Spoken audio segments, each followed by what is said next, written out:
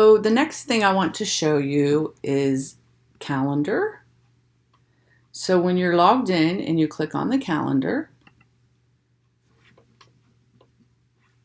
it brings up all the events that, this is for December, all the events that are going on for December. And you can also see this in a list grid if you want to.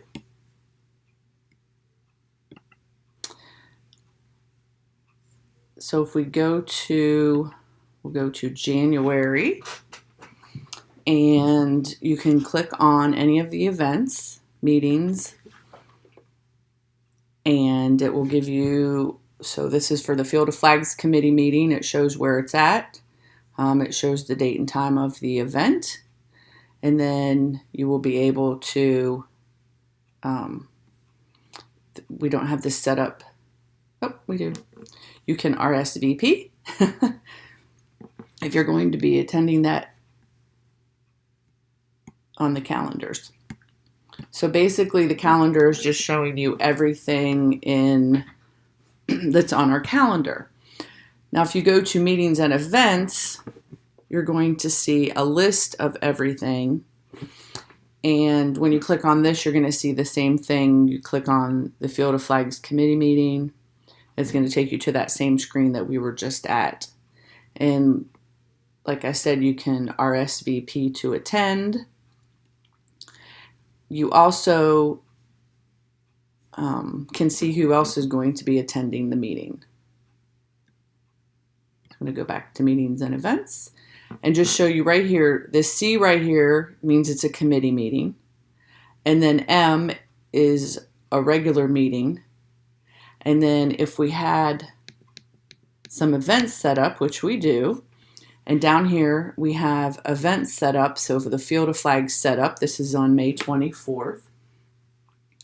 And you can also see this column shows if there are volunteers, if we need volunteers. So if you click on Field of Flags, you'll get the information about what it is set up for the Field of Flags event. It's from 7:30 a.m. to 2 p.m. on Friday, May 24th. And if you scroll down, and this is not 100% set up, but we need people to do flag assembly to measure and rebar.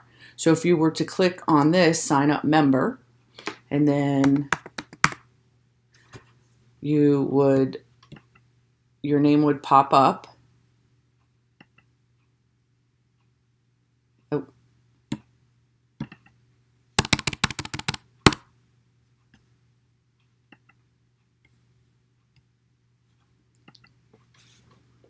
Okay, so now it shows that Julie Simmons has signed up to volunteer for that.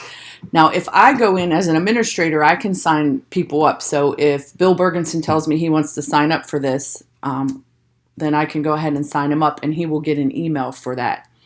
And then you also can unsign up if you're not going to be able to make it. You can also sign up a guest. However, you need to check with whoever the committee chair is to make sure that it is an event where we want guests to be. This is the default for the system, and we don't have any choice to stop it. So you need to check first before you sign up guests if it's something that is kind of out of the ordinary. So that is basically how you can see meetings and events. We'll go back to that and check the calendar out.